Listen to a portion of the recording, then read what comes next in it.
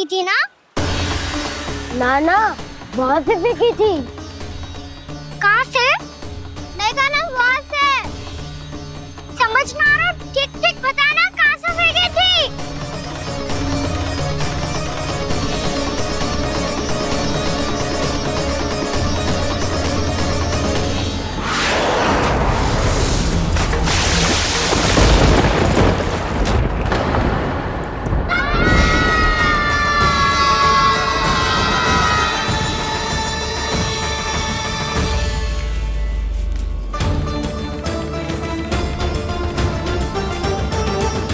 कालिया नाग के क्षेत्र में जाकर कोई भी जीवित वापस ना लौट सको है।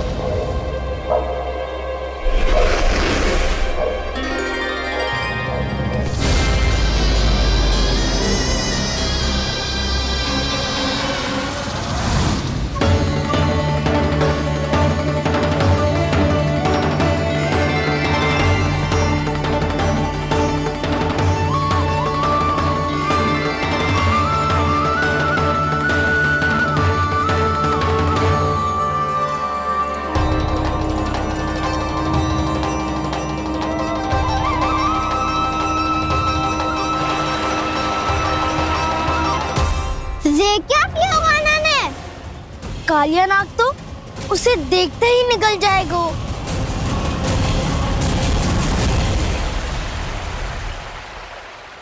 तो आरंभ से अब तक सब कुछ उसकी लीला का ही भाग था।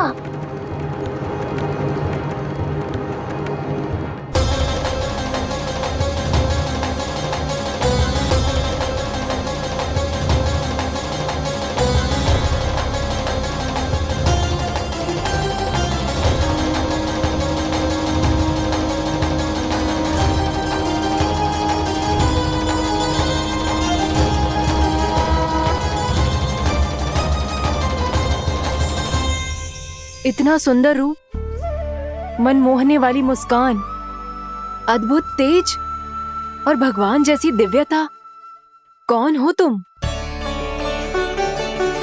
हाँ, तुम्हें देखकर तो हम सब सम्मोहित ही हो गए।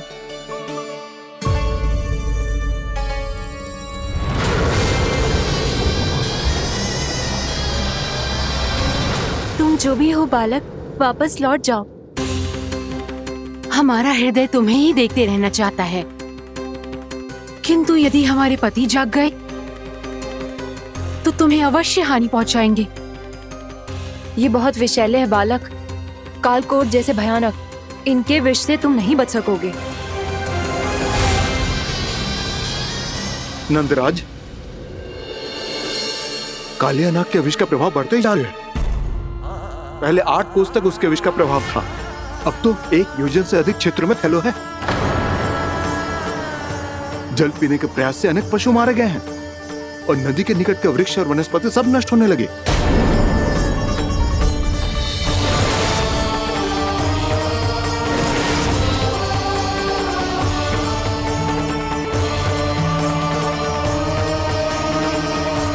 इनके विष की तीव्रता इतनी अधिक है बालक कि इनके संपर्क में आने वाले को तड़पने का भी अवसर नहीं मिलता। इनके विष की अग्नि क्षण भर से भी कम समय में प्राण वायु को जलाकर राख कर देती है।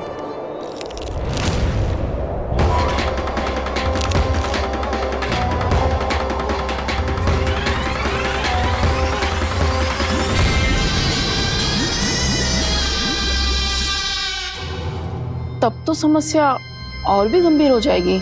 मैंने तो सुनो है कि कालिया नाग कम से कम 2 योजन लंबा है, सैकड़ों फन है उसके।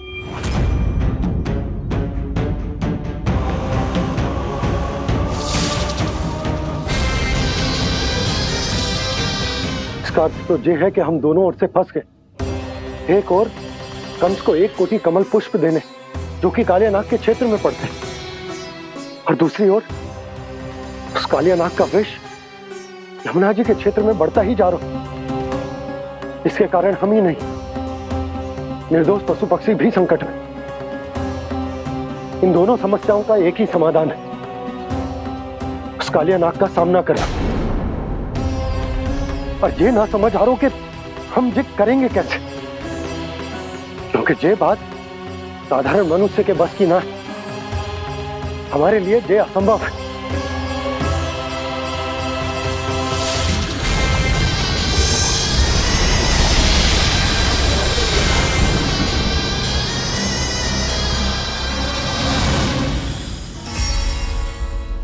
अब तो तुमने अपनी आंखों से भी देख लिया बालक, ये कितने विषैले हैं। नींद में भी विष उगलते हैं। इससे पहले कि तुम्हें कुछ हो जाए, चले जाओ यहाँ से, मान लो हमारी बात। आप सब मुझे जानती भी नहीं और फिर भी मेरी इतनी चिंता कर रही हैं आप। माँ की ममता भेदभाव नहीं जानती। तुम भी किसी के पुत्र हो और हम सब भी माँ हैं। एक माँ को हर बालक में अपनी ही संतान दिखाई देती है, इसलिए हम तुमसे विनती करते हैं, वापस चले जाओ, बचा लो अपने प्राण। मेरी चिंता मत कीजिए, मुझे कुछ नहीं होगा। होगा, अनर्थ होगा यदि ये उठ गए तो।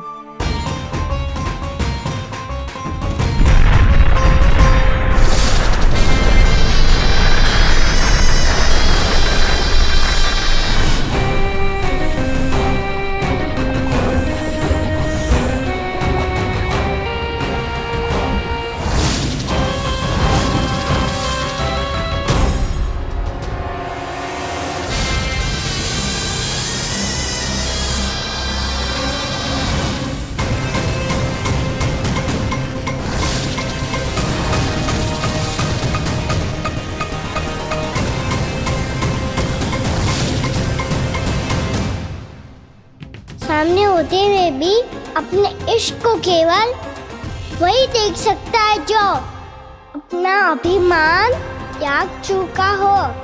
पर पूर्व जन्म में मेरा भक्त होने के नाते मेरा सत्य स्वरूप देख पाने में मुझे इसकी सहायता करनी चाहिए।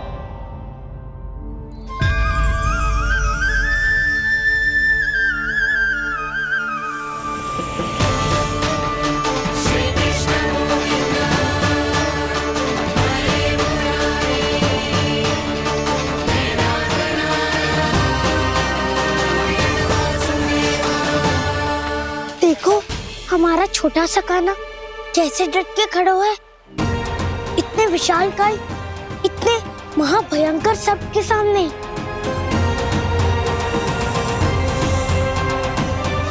ये कोई भगवान नहीं है जो इसके सामने हाथ जोड़ रही हो तुम सब।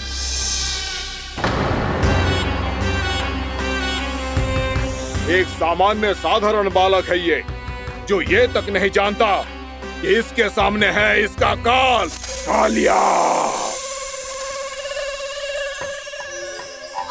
तू कौन है बालक? मेरे इतने निकट आकर भी तू जीवित कैसे है? मेरी नहीं, अपनी चिंता करो कालिया। बहुत मनमानी कर ली तुमने। अब बस मैं तुम्हें रोकना हूँ। अब बस मैं तुम्हें रोकना हूँ। मैं तुम्हें रोकना हूँ। बित्ते भर का है तू, मेरे विष के बारे में जानता ही क्या है? और कहता है मुझे रोकने आया है। किससे? किससे रोकना चाहता है तू मुझे? मुझे क्रोध दिलाने की भूल मत कर बालक। अपनी फुंकार से ही तेरी इस मुस्कुराहट को अंतिम मुस्कुराहट बना सकता हूं मैं। शीघ्र बता, कौन है तू और किसने भेजा है तुझे? तुम्हें आवाज भी है कि अपनी पुकारों से तुम कितना विष भूल चुके हो। पवित्र यमुना नदी को कितना दूषित कर दिया तुमने। और यही नहीं, तुम्हारे कारण निकट के जीव जंतुओं, वृक्ष, वनस्पतियों सबको हानि पहुंच रही है। तो क्या, मुझे उससे क्या? मुझे है, मुझे है। आप पति हाँ मुझे। तुम्हारी इस व्यवहार से और इसीलिए तुम्हें यहाँ से जाना होगा, यहाँ से जाना होगा।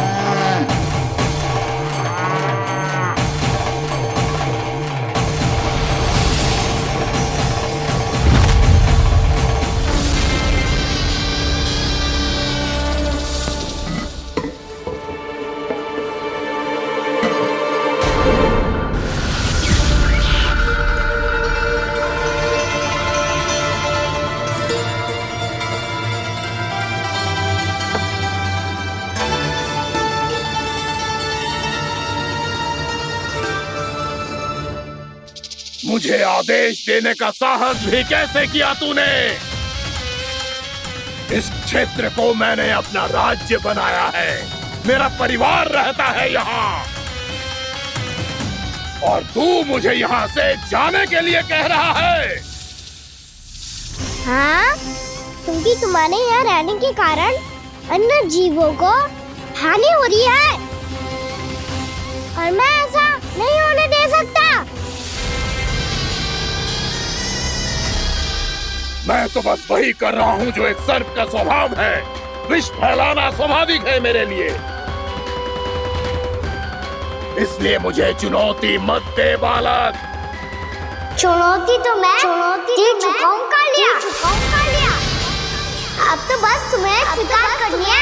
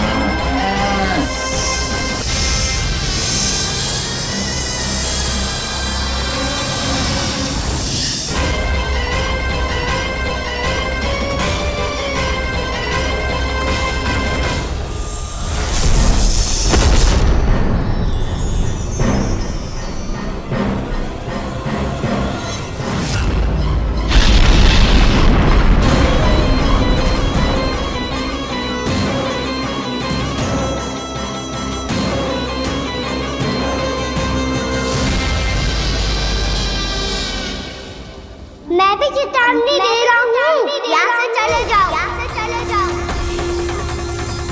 अपनी भूल को पहचानो कालिया, तुम जो कर रहे हो अनुचित है।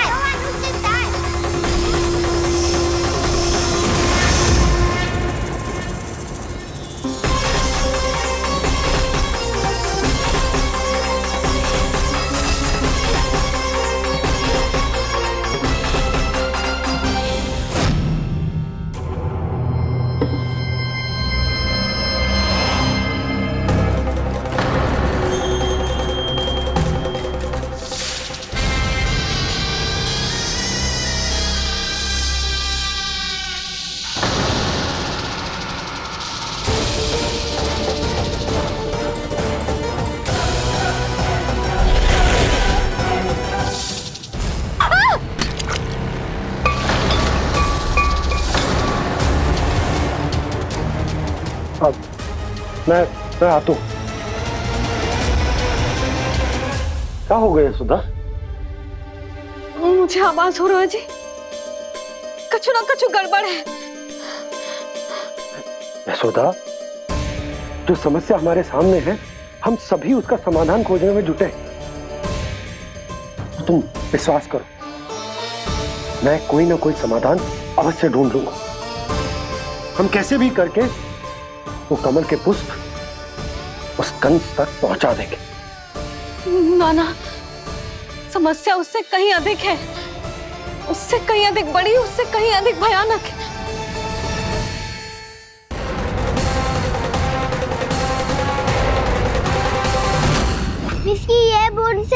सबके प्राण चले जाते हैं। इसने तो विष की धारियां फेंकी है कान्हा पे। कान्हा कैसे बच्चे को अधिक विष से? इसका विष तो क्या, ये सर स्वयं भी छू तक नहीं पाएगा हमारे कान्हा को।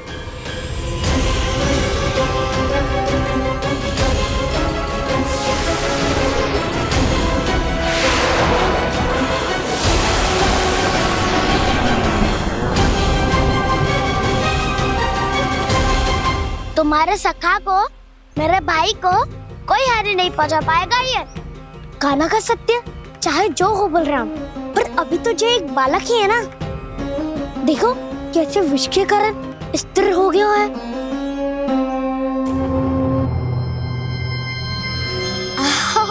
हाउ सर्फ ने कितनी आसानी से अपनी पूंछ से बांध लिया है। मुझे यहाँ से भगाना चाहता था ना तू? अब मैं तुझे दिखाऊंगा अपना सामर्थ्य। ये मूर्ख किसे बांधना चाहता है अपनी पूंछ में?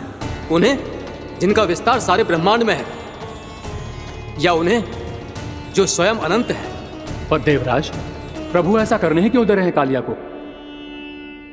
आप सब भूल रहे हैं देवगण। कालिया पूर्व जन्म में प्रभु का बहुत बड़ा भक्त था। उसी भक्ति का फल मिल रहा है अब इसे। वैसे भी भक्तों के मन का भाव सबल हो तो भगवान तो सहज ही बंध जाते हैं।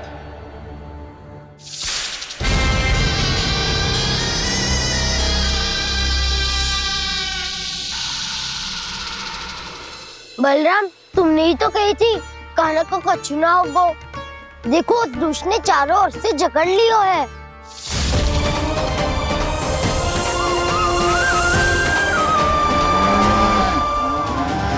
ये क्या कह रही हो तुम? जसोदा जी, क्या हुआ? घबरा क्यों रही हो आप? सुलक्षणा, मुझे आभास हो रहा है कुछ बहुत बड़ी अनहोनी हो गई है। नंदराज, नंदराज, नंदराज!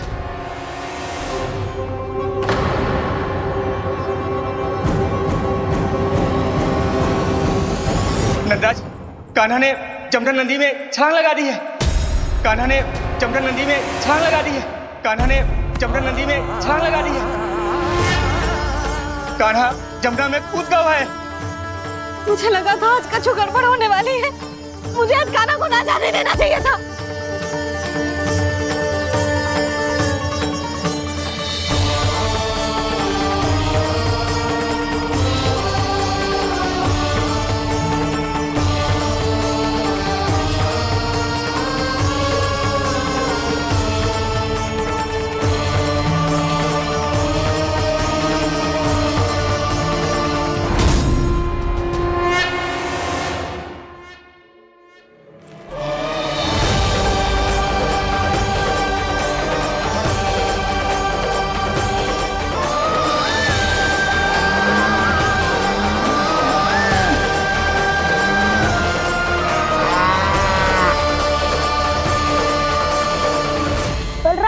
कछु करो ना।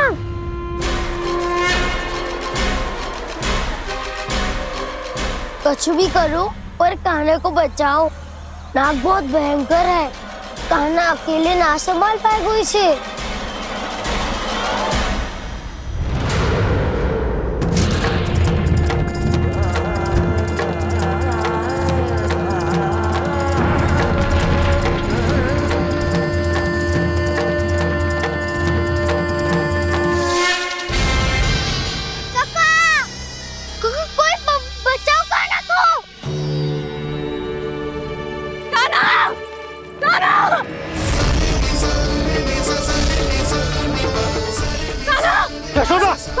यशोदा रुको। छोड़ दो मुझे, छोड़ दो मुझे। जीजी संभालो, बावली हो गई है। जीजी संभालो। कान्हा, कान्हा।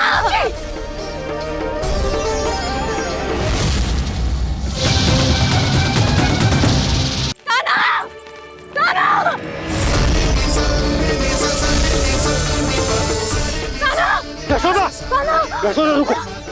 छोड़ दो मुझे, छोड़ दो मुझे। जीजी संभालो। बावली हो गई क्या? कितनी संभालो।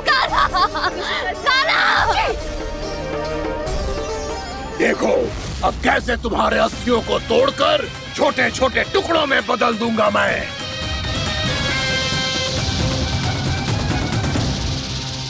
सुदर्शी, आप जाओगी तो आप भी फंस जाओगी।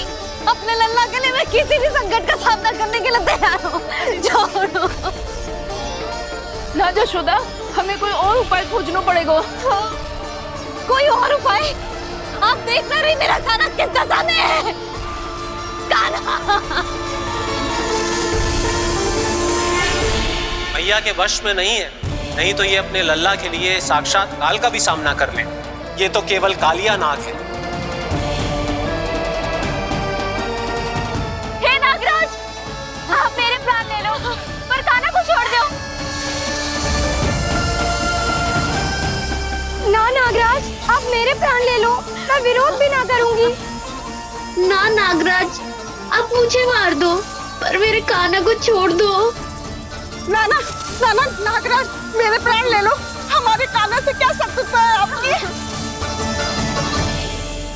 प्रभु के लिए जो प्रेम यशोदा मैया के हृदय में है, वही इन सभी गोपियों के हृदय में भी है।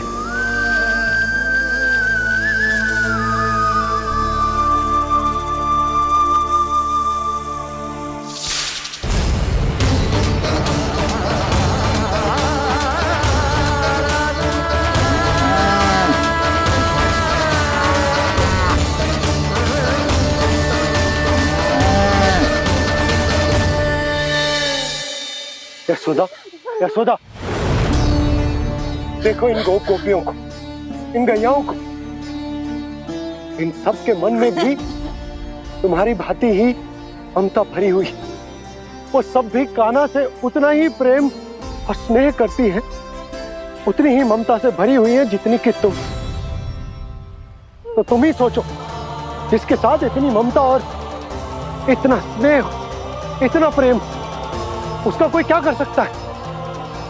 उस कालिया नाग का वेश इस सब आशीर्वादों के सामने कछु न है। कछु करो जी। उसे बोलो वो मेरे प्राण ले दे, मेरे काना को छोड़ दे। यशोदा,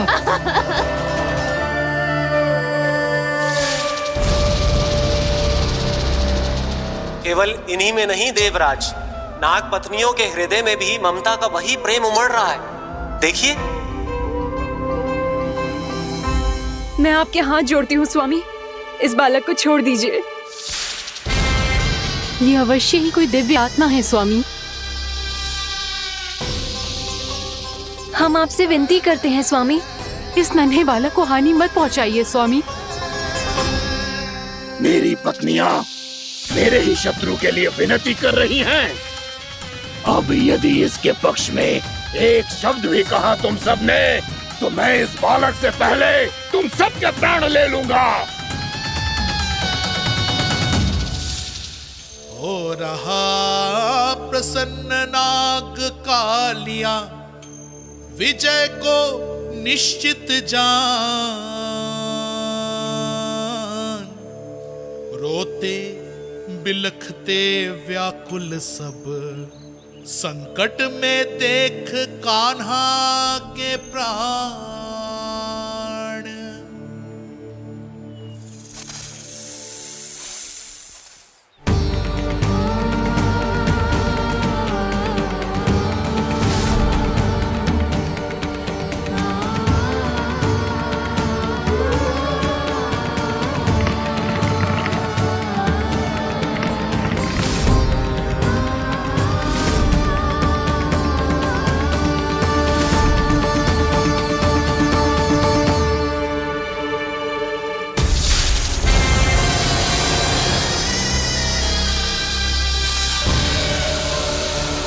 कुछ करो जी, मेरे लल्ला को बचा लो। कोई तो कुछ करो। जीजी, संभालो यशोदा। यशोदा, यशोदा तुम शांत हो जाओ, मैं कान्हा को वापस लेकर आऊंगा। मैं रक्षा करूंगा उसकी। ना नंदराज, नंदराज नहीं। कम से कम आप तो समझो नंदराज, कालिया के पास आप जाओगे तो आप भी फंस जाओगे।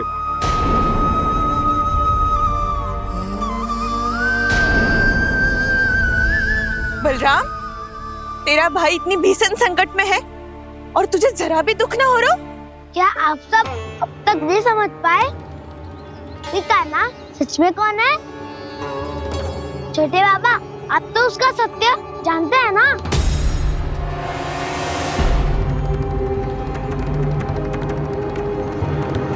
मानता हूँ कि आप सब कान्हा के रहस्य के बारे में नहीं जानते, पर क्या उसके जन्म से आज तक घटी एक से बढ़कर एक विचित्र घटनाओं को भी भूल गए हैं आप सब? भूल गए हैं कि कैसी पूतना जैसी राक्षसी उसका कुछ बिगाड़ नहीं पाई, कैसे तरनावती जैसा भयानक राक्षस उसे एक खरोच भी नहीं दे पाया था।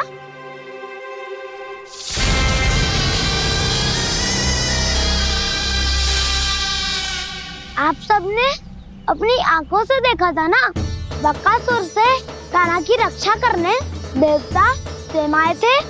पर सत्य तो ये है कि वो सभी देवता भी उस असुर के सामने असमर्थ हो गए थे। तब कान्हा ने बहुत ही आसानी से उस भयंकर असुर का वध किया था। एक ही बार में धराशायी कर दिया था उसे। तो आप सभी सोचिए, बार बार ऐसे असाधारण कार्य करने वाला बालक साधारण कैसे हो सकता है? अब तो आरंभ से ही सारा सत्य जानते हैं छोटे बाबा। रहस्य छुपाने में सदैव कान्हा की सहायता करते आए हैं आप, और आज आप स्वयं ही उसके सत्य को भूल रहे हैं। और तुम सब भी तो जानते हो कान्हा की शक्तियों के बारे में। तो क्या तनिक भी विश्वास ना है अपने सखा पे? बलराम, जे तू क्या कह रहा है? मैंने जो कहा उसका एक एक शब्द सत्य है छोटी माँ। यदि प्रभु की इच्छा हुई तभी कुछ ही क्षणों में सब कुछ अपनी आंखों से स्वयं अनुभव कर लेंगे आप।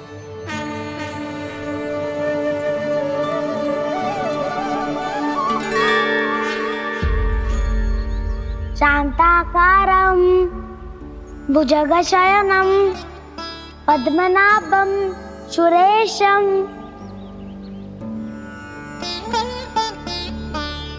विश्वाधारं गगनसदृशं मेघवर्णं शुभांगं लक्ष्मीकान्तं कमलनयनं योगी वीरध्यानगम्यं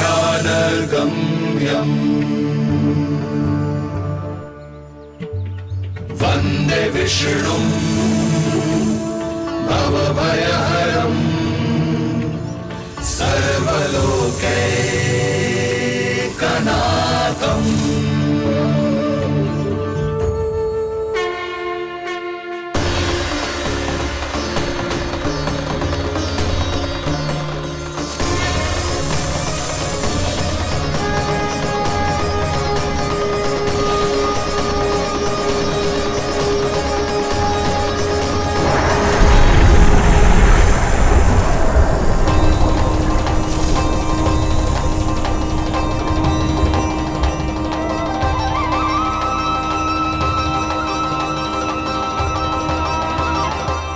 तुझे क्या लगता है बालक कि तू मेरी जगत से निकल गया तो अब बच जाएगा तू?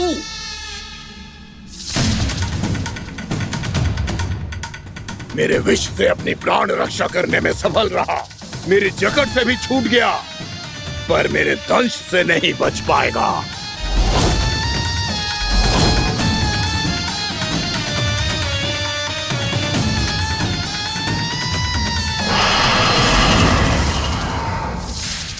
अब भय से भाग रहा है, पर मैं तुझे मृत्यु देकर रहूंगा।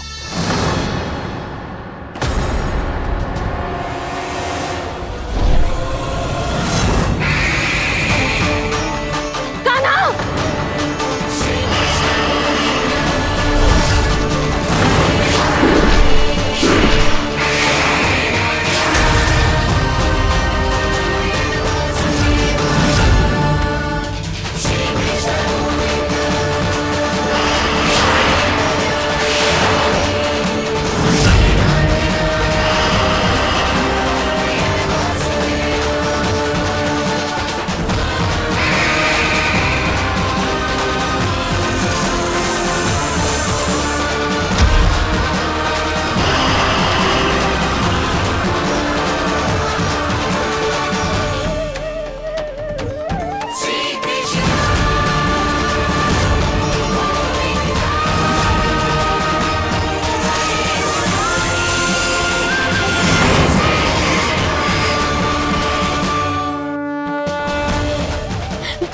नन्हा सा कान्हा कितनी देर भाग पाएगा?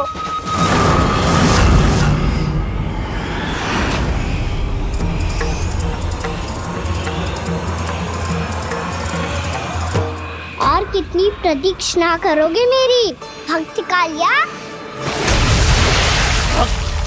भक्त नहीं, काल हूँ मैं तेरा। जब अहंकार का मुकुट बुद्धि को ढक लेता है तो भक्त अपने भगवान को भी नहीं पहचान पाता। व्यर्थ की पहेली में मत उलझा बालक। ना मैं भक्त हूँ और ना तू भगवान।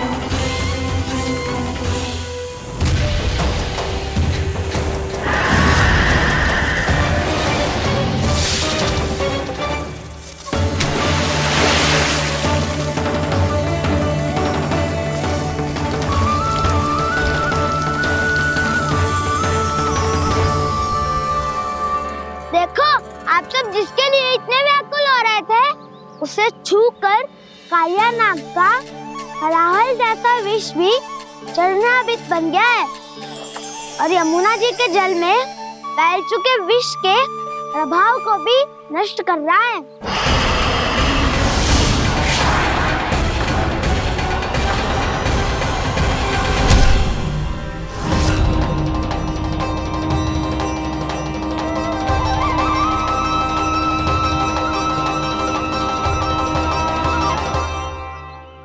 धर्म रक्षक अधर्म विनाशक प्रभु श्री कृष्ण का कौशल सचमुच अद्वितीय है।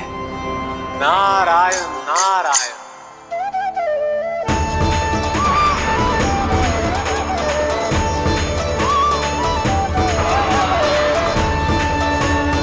मेरा भार तुम्हारे भीतर के अहंकार का प्रतीक है कालिया। अब तुम्हारा अहंकार, तुम्हारा अभिमान मेरे पाँव के नीचे है और तुम्हारी पूंछ अर्थात तुम्हारे प्राण मेरे हाथ में। अब तुम क्या करोगे भक्त?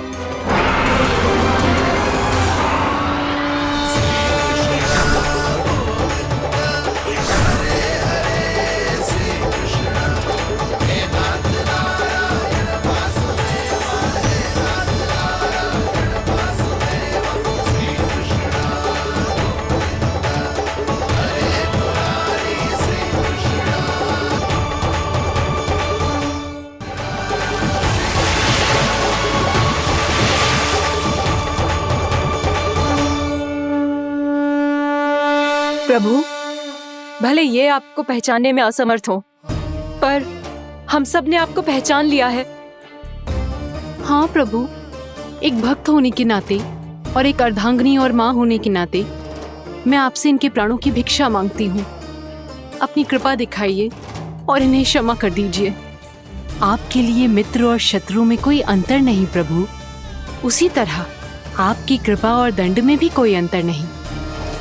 दोनों दया ही तो हैं, अकारण ही किसी को प्राप्त नहीं होती। हमें विश्वास है कि हमारे पति को मिला ये दंड कोई अभिशाप नहीं है, आपका वरदान है। ये सत्य है प्रभु कि इनसे बहुत से पाप हुए हैं। इनके विष से बहुत सारे जीव जंतु को हानि पहुंची है, पर अब आपके चरण इनके शीश पर पड़ गए हैं। ऐसी कृपा तो बड़े बड़े महान महात्माओं को भी दुर्लभ है, और इन्हें प्राप्त हुआ तो अवश्य ही ये किसी महान पुण्य का ही फल है। हे प्रभु, उन्हीं पुण्य कर्मों की शक्ति का आह्वान कर मैं आपसे विनती करती हूँ, इन्हें प्राणदान दीजिए। मैं अपने इस भक्त को क्षमा अवश्य करूंगा देवियों, यदि ये अपने अहंकार को त्याग कर मुझे पहचान ले तो।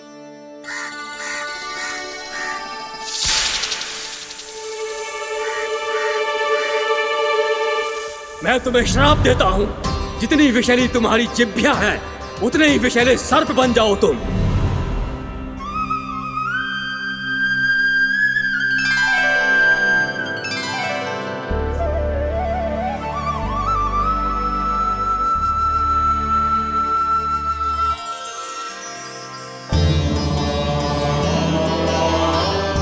नारायण, मुझे क्षमा कीजिए नारायण। मैं तो आपका परम भक्त था, किंतु मैं आपको पहचान नहीं सका।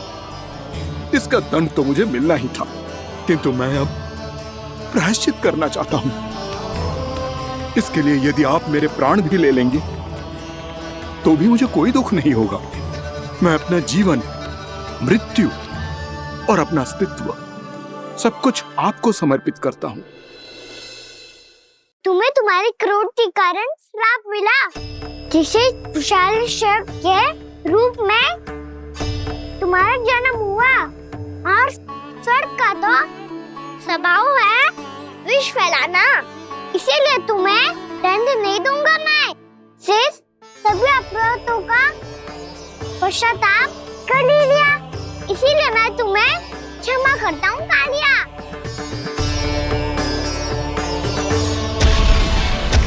पर तुम्हें यहाँ से दूर समुद्र के बीच जाकर रहना होगा, जहाँ किसी निर्दोष का जीवन तुम्हारे विष से प्रभावित ना हो।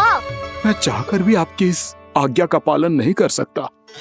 मैं असमर्थ हूँ प्रभु, क्योंकि यदि मैं इस क्षेत्र को छोड़कर गया तो मेरी मृत्यु निश्चित है। आपसे क्या छुपा है प्रभु? आप तो जानते हैं कि सर्प जाति और आपके वाहन गरुड़ के बीच अनंत शत्रुता चल रही है, जिसका प्रारंभ नागों के द्वीप नागालय से हुआ था। उस द्वीप पर छोटे जीवों को निगल जाने के लिए सर्प थे, और गरुड़ को सर्पों का स्वाद बहुत प्रिय था, इसलिए वो बार बार नागद्वीप जाने लगा था। पर इस कारण पूरी सर्प जाति उससे आतंकित हो गई थी।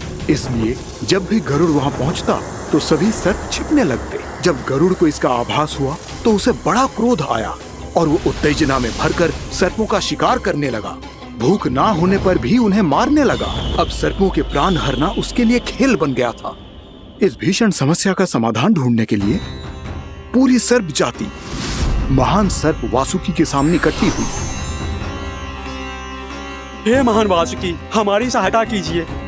नागद्वीप पर गरुड़ ने आतंक मचा दिया है। पहले तो वो हमें अपना भोजन बनाता था, लेकिन अब हम उसके खेल का साधन बन चुके हैं। भूख हो या ना हो, जब तब आकर वो हमारे प्राण हर लेता है। अनुचित हिंसा के इस प्रथा का आरंभ सर्पों ने ही किया है। पहले आप सबने पूरे द्वीप पर अधिकार कर लिया, फिर आहार के साथ साथ आनंद के लिए भी आप सभी ने निर्दोष जीवों की हत्या की। और जब सृष्टि का संतुलन बनाए रखने के लिए गरुड़ आपको अपना आहार बनाने आया, तो आप सब अपने प्राणों की रक्षा के लिए छिपने लगे। तो फिर गरुड़ का उत्तेजित होना तो स्वाभाविक ही था। नागनाथ, जो हमने अन्य जीवों के साथ किया वही अब हमारे साथ हो रहा है, परंतु ये भी तो सृष्टि के संतुलन के विरुद्ध ही है ना? अवश्य है, इसलिए मैं गरुड़ से चर्चा करूंगा। धन्यवाद प्रभु।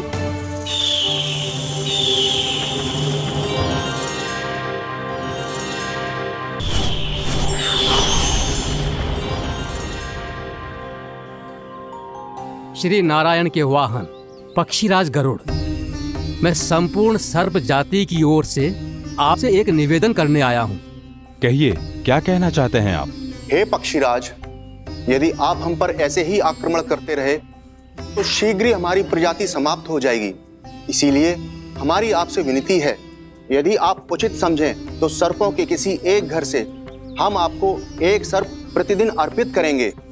आप उसको आहार बनाइए और अन्य सर्पों को जीवित रहने का अधिकार दीजिए। मुझे स्वीकार है। तब से प्रतिदिन किसी एक घर से एक सर्प गरुड़ के भोजन के लिए भेजा जाने लगा।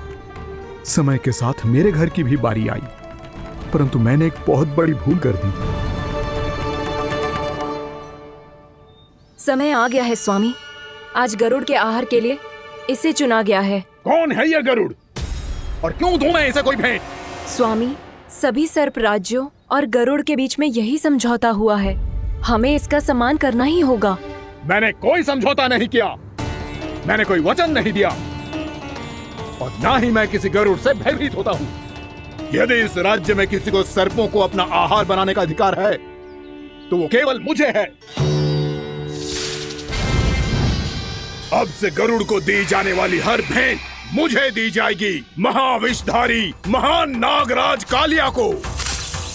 ये और कुछ नहीं,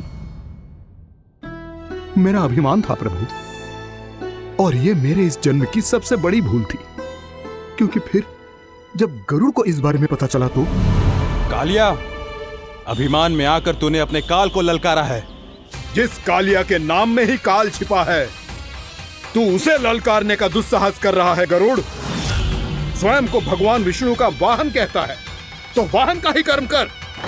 स्मरण रख, इस धरती के सर्वश्रेष्ठ योद्धाओं के लिए भी मैं मृत्यु का दूत हूँ। विनाश काले विपरीत बुद्धि। तुझ जैसे मूर्ख सदा इस युक्ति को सार्थक करते आए हैं। अपने विनाश को आमंत्रण किया है तो अब भोग।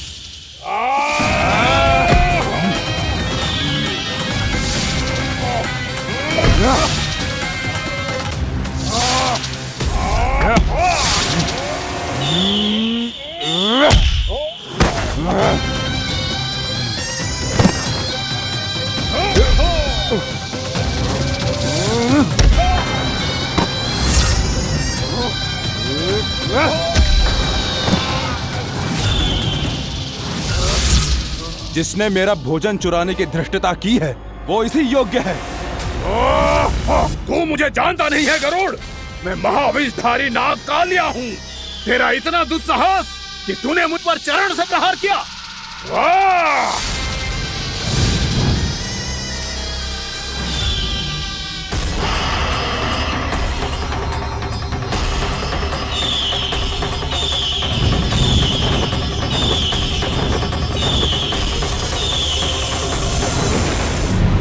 मैं अपने अभिमान में भूल गया था कि गरुड़ मुझसे कहीं अधिक शक्तिशाली है। इसलिए अपने प्राणों की रक्षा करने के लिए मैं एक स्थान से दूसरे स्थान भागने लगा। नदियां, पर्वत, यहां तक कि मैंने सागर भी लांघ डाला, पर मैं जहां भी जाता गरुड़ के रूप में मेरा काल वहीं आ जाता। इसीलिए मृत्यु की आशंका से भयभीत होकर मैं अपने बड़े भाई मां कद्रू के प्रथम पुत्र अनंत शेषनाग से राय लेने चला गया। भैया, मैं यहां आपसे आपकी सहायता लेने आया हूं। मेरी एक छोटी सी भूल के कारण यह गरुड़ मेरा पीछा कर रहा है। मुझे हर समय हर स्थान पे ढूंढते रहता है। यदि उसने मुझे ढूंढ लिया तो वो निश्चित ही मेरे प्राण ले लेगा। मुझे कोई ऐसा स्थान बताइए जहां मैं अपनी पत्नी और अपनी संतानों के साथ शांति से रह सकूं। तुम यमुना नदी के किनारे वृंदावन क्षेत्र में जाके वास करो कालिया। गरुड़ वहां प्रवेश नहीं कर सकता क्योंकि उसे ऋषि सोबरी का श्राप मिला हुआ है।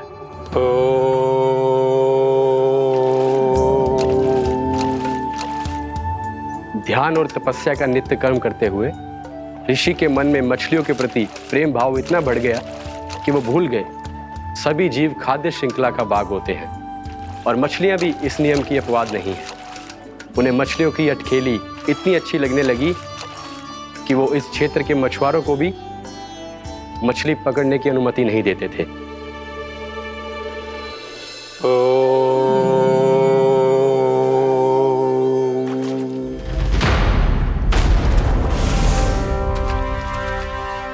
उस दिन वो उस पक्षी को नहीं रोक पाए, पर तब से सावधान रहने लगे।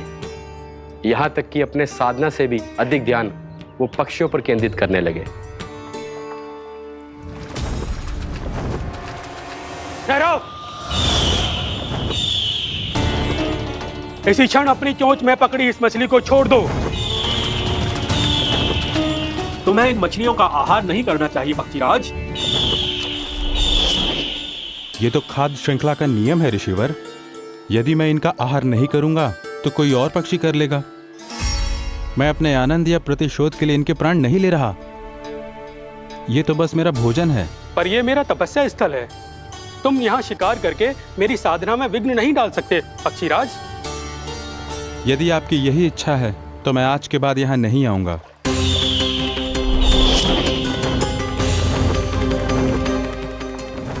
पर आज ये मछली मेरे आहार के रूप में पकड़ी जा चुकी है। मैं वचन देता हूँ ऋषिवर, इस स्थान पर यह मेरा अंतिम शिकार होगा।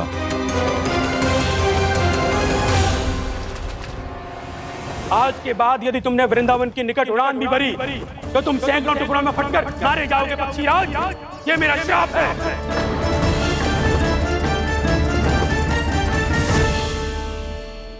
और इसीलिए भैया शेषनाग के सुझाव के अनुसार मैं यहां आ गया।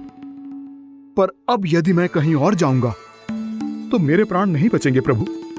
निश्चिंत रहो कालिया, अब से गरुड़ तुम्हें कोई हानि नहीं पहुंचाएगा। अब तुम्हारे फनों पर मेरी पक्षिन बन गए कालिया, इसीलिए अब से तुम्हें गरुड़ से कोई भय नहीं होगा। निश्चिंत होकर अपने परिवार के साथ गहरे समुद्र में चले जाओ और सुख से शांति से निवास करो। पर ध्यान रहे निर्दोष जीवों को हानि ना पहुंचे। आपने मुझे जीवन दान दे दिया प्रभु, इस उपकार से मैं कृतज्ञ हूँ प्रभु। आदेश दीजिए, मैं आपकी सेवा कैसे करूं? तुम्हारे जल क्षेत्र से 1 कोटि कमल पुष्पों को लेने की अनुमति दे दो कालिया। यह मेरी सेवा होगी प्रभु। ये तो मेरा सौभाग्य होगा।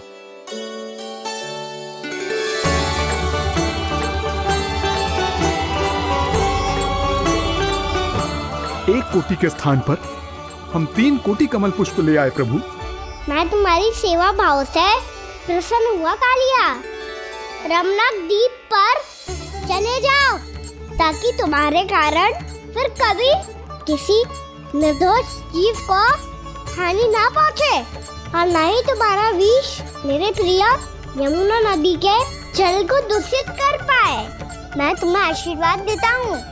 आज यहाँ मेरे द्वारा तुम्हें दिए गए इस आदेश का स्मरण जो भी भक्त करेगा और प्रातः काल और संध्या काल में इसका उच्चारण करेगा, उसे फिर कभी किसी संकट से कोई भय नहीं होगा। ये स्थान अब से काला कुंड के नाम से जाना जाएगा। यहाँ पर स्नान करने वाला और देवताओं को इस क्षेत्र से जल का अर्घ्य देकर प्रसन्न करने वाला भक्त यदि मेरा स्मरण करके पा सकेगा तो वो अपने सभी पापों से शीघ्र ही मुक्त हो जाएगा।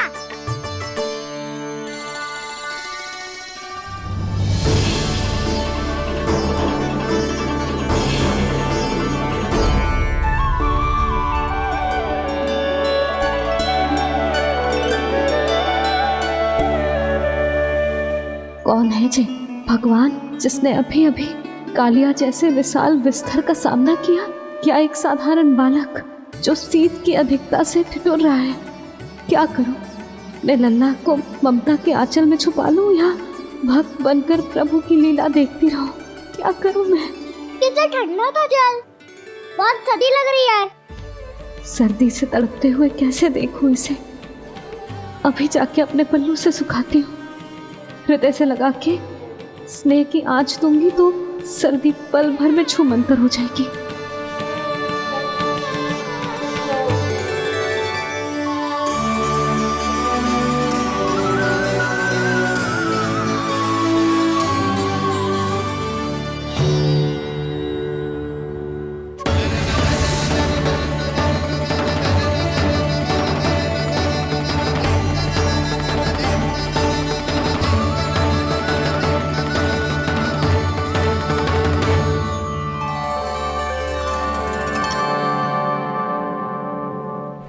मेरी आवश्यकता ना है इसे।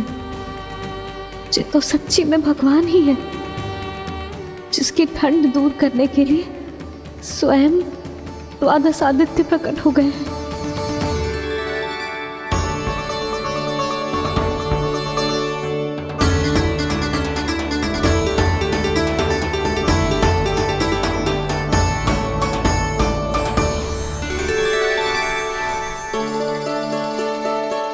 ये क्या किया आपने?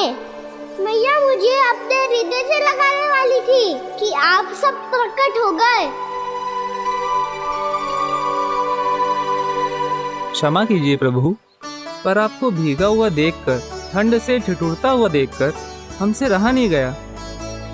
हम अपने वश में नहीं थे प्रभु। भक्ति से भावुक होकर हम प्रकट होने पर विवश हो गए थे। हमारी किरणें जैसे स्वयं ही फूट पड़ी और दौड़ पड़ी आपको सुखाने के लिए। मैं आपका प्रेम, आपकी भक्ति समझता हूं आदित्यगण, और इसीलिए इस समय मैं जहां खड़ा हूं, इस स्थान को द्वादश आदित्य टीला के नाम से जाना जाएगा।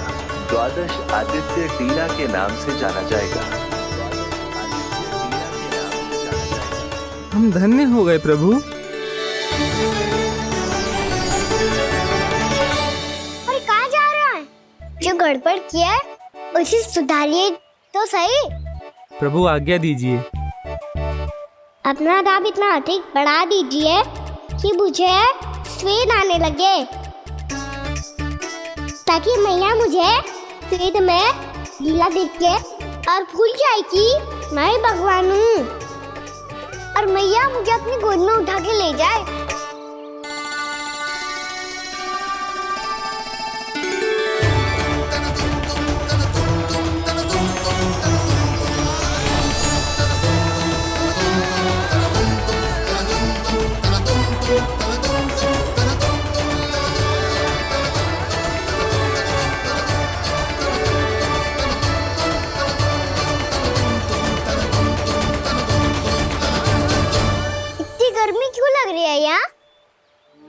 स्वेद की एक बूंद भी आती थी तो मैं अपना आंचल लेकर पहुंच जाती थी इसके पास।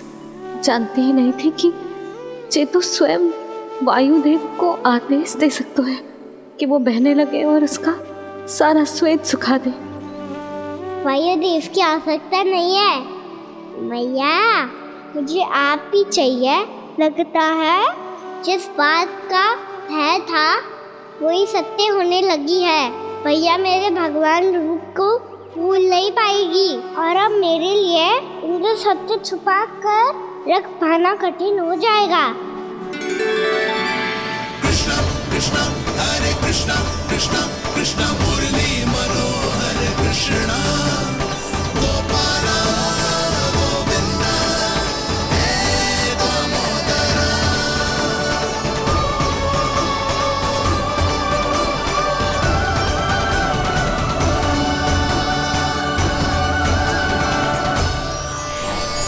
प्रभु, आपके श्वेत से बने इस रसंगदान सरोवर का प्रणाम स्वीकार कीजिए।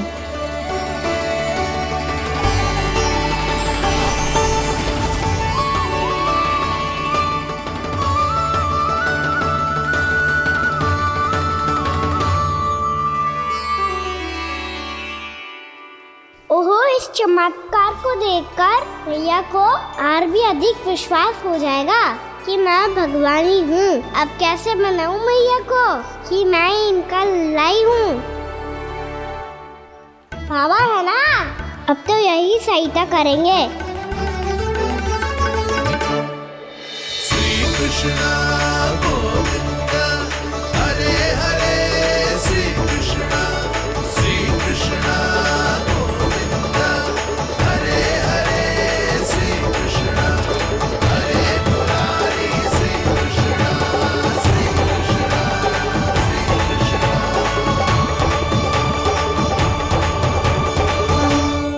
बाबा एक कोटि ना, मैंने तो 3 कोटि कमल पुष्पों का प्रबंध कर दिया है और चिंता करने की आवश्यकता ना है। 1 कोटि कमल के स्थान पर 3 कोटि कमल पुष्प मिल गए हैं। हाँ कान्हा, मैं उचित संदेश के साथ ये सारे पुष्प उस कंस के पास भिजवाता हूँ। महाप्रक्रमी कान्हा की जय। वृंदावन रक्षक कान्हा की जय। महाप्रक्रमी कान्हा की जय। भानु जी नंदराज। बाकी गांव वालों को लेकर ये सारे पुष्प इकट्ठा करो और कंस के दरबार में पहुंचाओ। जी।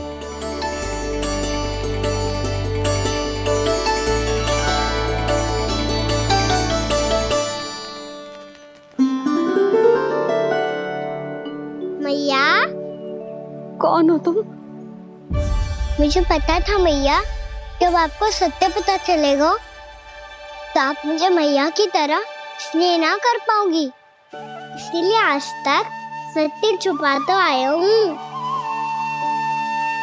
ताकि आपकी ममता, आपका प्रेम अनुभव करने का अवसर मिलता रहा है मुझे। और फिर आज को बताया था ना, जो रहस्य तुमने बरसों तक छिपाया था उसका भेद खुलने में तुम्हारा ही योगदान है। मुझे कालिया के शीश पर अपने पद चिन्ह रखकर उसे मुक्त कराना था दाऊ, वचन दिया था मैंने उसे। इसके अतिरिक्त निर्दोष पशु पक्षियों के जीवन को कालिया के विष से ही बचाना था मुझे। इसमें कंस को तो सम्मिलित करना ही था, ताकि जब मैं कालिया का सामना कर रहा हूँ तो वो किसी और असुर को समस्या बनाकर वृंदावन ना भेज दे। पर इस सबसे बड़ा एक कारण और था दाऊ, मैं चाहता था कि मैया को सत्य पता चल जाए। पर क्यों कहा ना? क्योंकि मुझे लगने लगा था कि मैया से ये रहस्य छुपाकर इनके साथ धोखा कर रहा हूँ। अपराध बोझ से दबा जा रहा था मैं।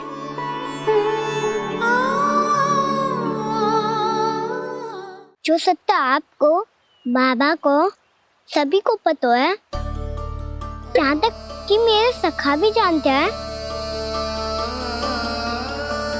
वो सत्य मैंने मैया से छिपाया केवल इसी लोक में कि मुझे इनकी ममता प्राप्त होती रहे। पर ऐसा करके मैं अपने से निस्वार्थ प्रेम करने वाली मैया को धोखा दे रहा था। आप ही बताओ दाऊ, जो इस संसार में मुझसे सबसे अधिक भरोसा करता है, उसी के साथ छल कैसे कर सकता हूँ मैं? हाँ, मैं नारायण का अवतार हूँ, पर अपनी मैया का छोटा सा लल्ला भी तो हूँ।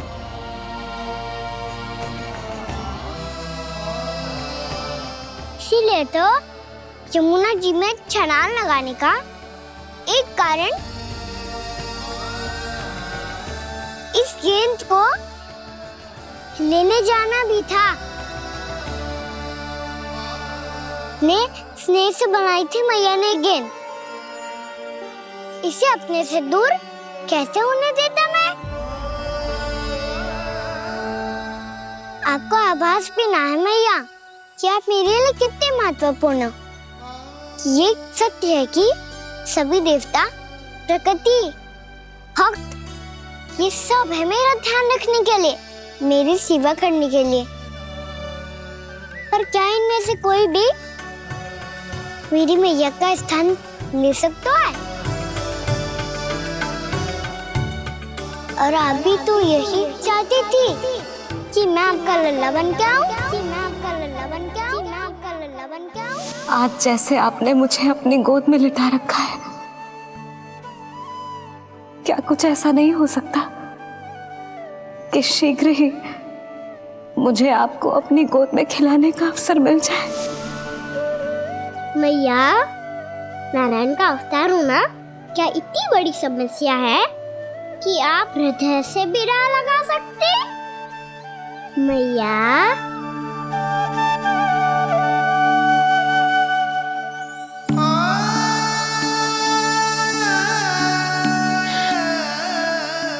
मेरा कान्हा, मेरा लल्ला।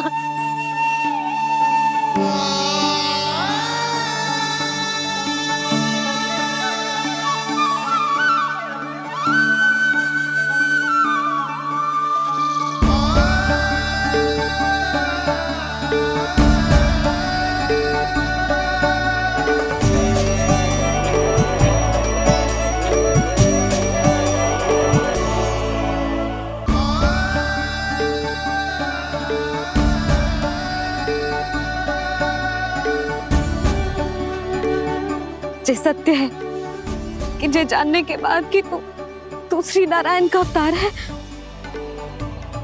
मैं तुझे भगवान की तरह ही देख पाऊंगी। पर मेरे हृदय की जो ममता है ना, वो भक्त से कहीं अधिक है लल्ला। फिर चाहे तू साधारण बालक हो या श्री नारायण का अवतार, तू सदैव ही मेरा लल्ला है, मेरा लल्ला था और सदैव ही रहेगा। यशोमती मैया का नंद लाला, यशोमती मैया का नंद लाला। यशोमती मैया के नंद लाला, यशोमती मैया के नंद लाला, यशोमती मैया के नंद लाला, यशोमती मैया के नंद लाला।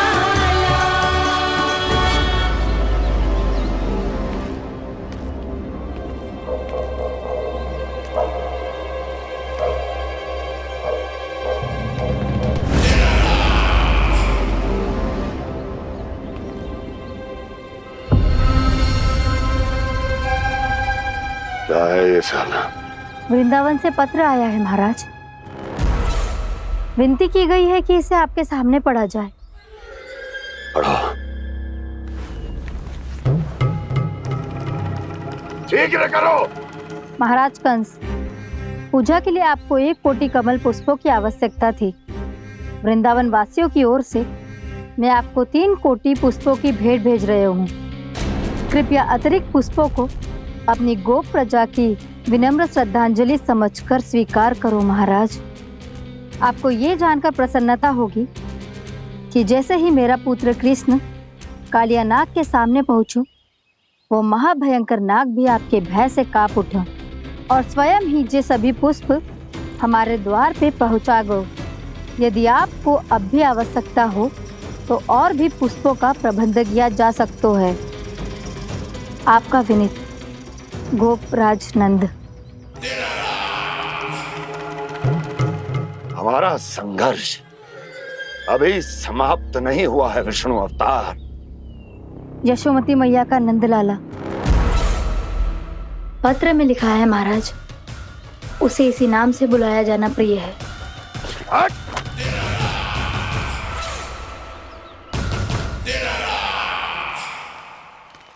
जैसे आपने कही वैसे ही करो। हमने कंस के राजभवन को पुष्प से भर दियो है।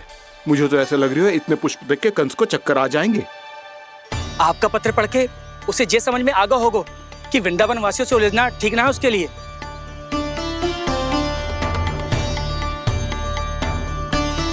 वैसे ही हमारे श्री कृष्ण हमारी रक्षा करने के लिए है ना।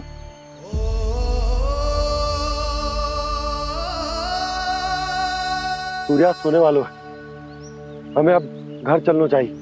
मुझे बहुत थकान लग रही है नंदराज। हाँ, मैं भी बहुत थक गई हूँ। नंदराज, कमल पुष्पों को गाड़ी में लादकर मथुरा पहुंचाने में अब हम भी बहुत थक गए। तो आप सब लोग रात्रि को यहाँ रुकना चाहते हैं? वैसे सुझाव तो अच्छा है नंदराज। अब कालिया नाग के स्थान से जाने के बाद प्रकृति कितनी खिल उठी है, क्यों जसोदा जी?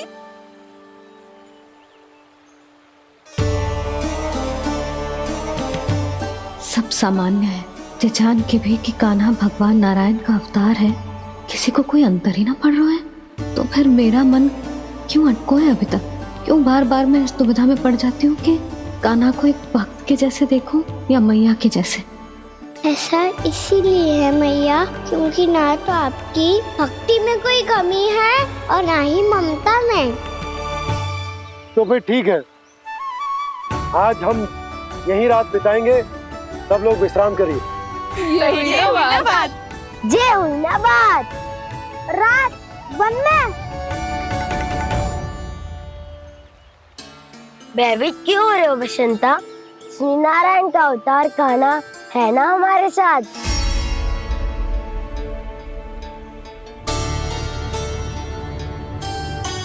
लगता है कोई मैया को भूलने ही नहीं देगा कि मैं नारायण का अवतार हूँ।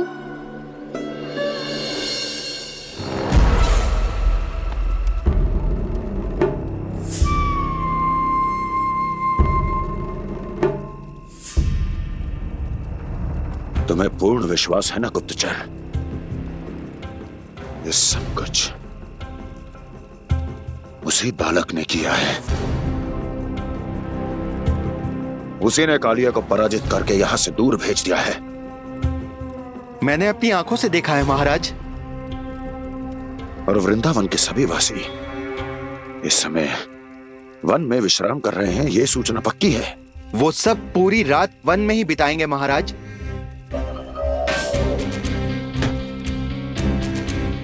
मेरी रातों की नींद छीनकर वो वन में आनंद कर रहे हैं।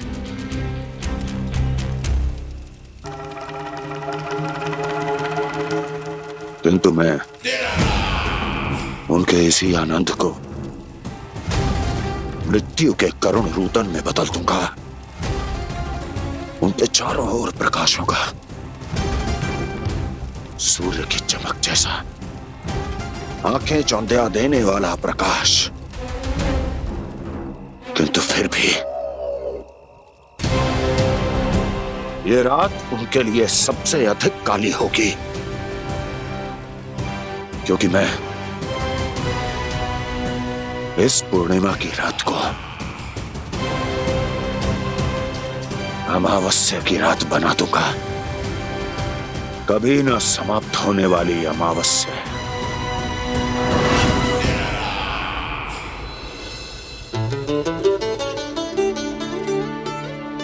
भाभी देखो, वन देवी प्रसाद के लिए ये केले लाई हूँ मैं। हाँ दिखा तो, इसमें से पक्के केले कान्हा के लिए चुन लेती हूँ। पर वो तो नारायण का अवतार है, उसके लिए फल कैसे चुनूं मैं? जो उसके हाथ में आएगा अपने आप ही मीठा हो जाएगा। भाभी क्या होगा? रुक क्यों गई? कछू ना दिखा।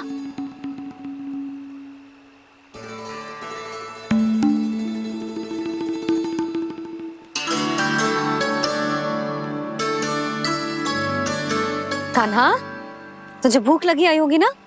भैया खिलाओ ना। अच्छा।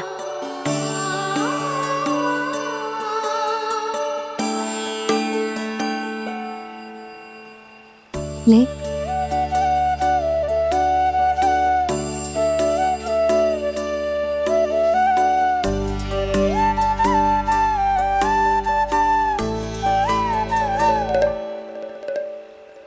भैया के व्यवहार में बदलाव आ रहा है।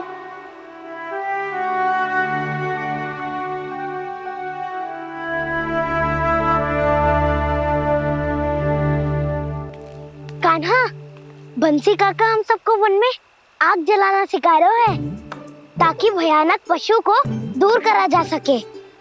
भैया मैं जाऊं? भैया अग्नि जलाने जाऊं? हाँ जा। भैया तो चुपचाप जाने दे रही है, पहले जैसे चिंता भी नहीं कर रही है अब। लल्ला सुन, अग्नि के साथ खेलियो मती और सुरक्षित दूरी बना के रखियो, समझ आई?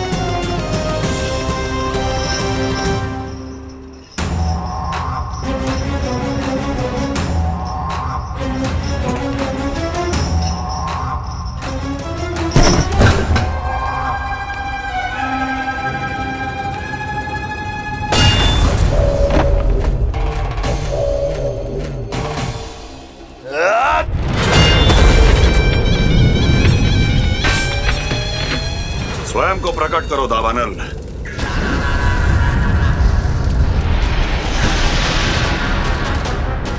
प्रणाम महाराज। महाराज कंस, इस कारागार से मुक्त करवाने के लिए आपका बहुत बहुत धन्यवाद। बताइए, इस उपकार का ऋण कैसे चुकाऊं? बस वही करो दावानल जो तुम्हें सबसे अधिक प्रिय है। अपने नाम को स्वयं सार्थक करो। जला दो, पूरे वृंदावन को जला दो। कीट, पशु, पक्षी, वनस्पतियां, वृक्ष, यहां तक के मानव भी, कोई भी जीवित प्राणी जीवित नहीं बचना चाहिए। जला दो सबको, सबको। आपकी आज्ञा ही मेरी इच्छा है और आपकी इच्छा ही मेरी आज्ञा। तुम सबने देखो अजय, अधिक कठिन ना है ये। 2 पत्थर हाथ में पकड़ ले, ऐसे रगड़ लो है, चिंगारी निकलेगी, घास फूस अग्नि पकड़ेगी और भक्क से जल जाए वो। लो करो, लो सुबल।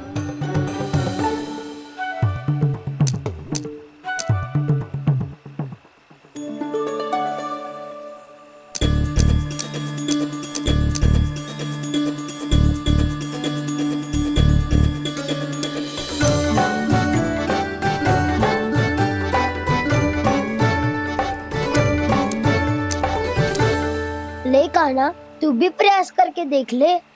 पर जितना सरल जय कह रहे थे, उतना सरल ना है अग्नि जलाना।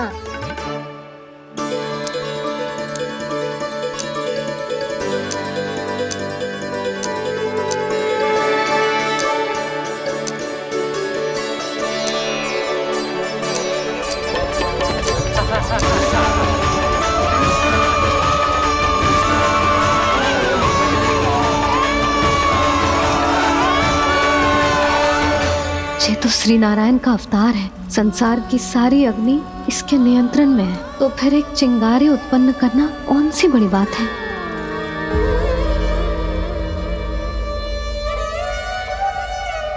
ऐसे तो मैया मुझे धीरे धीरे अपना लल्ला मारना ही भूल जाएगी। ये उचित नहीं है, अब मुझे ही कुछ करना होगा।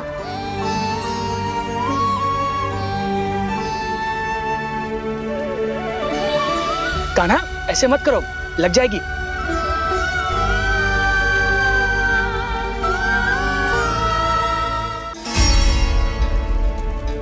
कान्हा, संभाल के, ध्यान कहाँ है तेरो?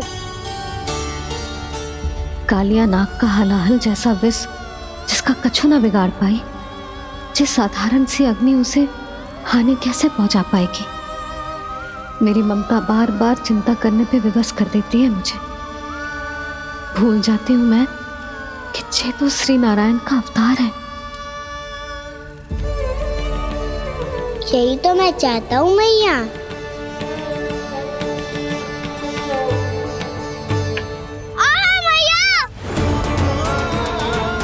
कान्हा,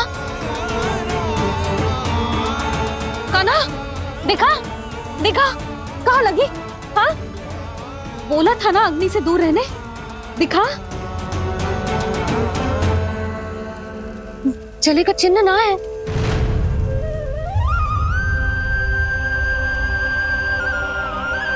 मेरे साथ खेल खेल रहा है जे। इससे पता है कि इसकी पुकार सुनते ही मैया ऐसे ही दौड़ी चली आएगी। नीचे नटखटपना बंद कर कान्हा।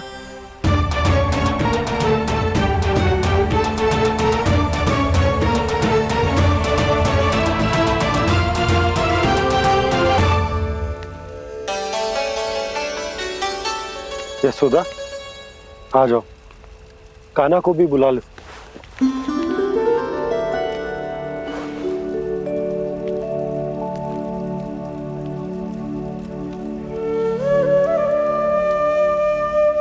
आपको तो पहले से पता था ना कान्हा के बारे में? हाँ, वो यशोदा, कान्हा ने मुझसे वचन लिया। ना ना, मैं आपको ताना ना दे रही। मैं तो बस ये सोच रही थी कि आप अपने आप को कैसे समझा पाते हो, ये जानते हुए भी कि वो श्री नारायण का अवतार है। आप उसके साथ सामान्य व्यवहार कैसे कर पाते हो? क्योंकि मैं भी अपने लल्ला के साथ सामान्य व्यवहार ही करना चाहती हूँ, उसे वैसे ही देखना चाहती हूँ, उसके साथ लाड करना चाहती हूँ, उसे डांटना चाहती हूँ, फटकारना चाहती हूँ, पर मुझे बार बार उसमें मेरे प्रभु दिखने लगते हैं। मेरे साथ भी ऐसा ही होता है यशोदा, पर जब मैं ये स्वीकार कर लेता हूँ कि जो हमारा लल्ला है, तो मैं भूल जाता हूँ कि जय श्री नारायण का अवतार भी। उसके बाद सांसारिक माया मुझे अपने अंदर जकड़ लेती है। यशोदा, तुम्हारे साथ भी कछु ऐसा ही होगा। संसार की मोह माया तुम्हें खुद में जकड़ लेगी और तुम जब भूल जाओगी कि वो भगवान का अवतार। हाँ, सच्ची कहूं तो भैया की ममता के आगे कोई भी माया ना टिक सकती। सबसे बड़ी होती है एक मैया की ममता। पर भक्ति का भाव भी कम प्रबल ना हो तो है जी। मेरे हृदय में ममता और भक्ति के बीच युद्ध चल रहा है। मुझे ना पता कौन सा भाव जीतेगा और कौन सा हारेगा। इसका अर्थ है कि मुझे कुछ भी ऐसा करने से स्वयं को रोकना होगा जिससे मैया के मन में भक्ति का भाव प्रबल होकर हिंसा से जीत जाए। तो फिर ध्यान रखना कान्हा, अब सबके सामने कोई लीला मत कर देना तुम।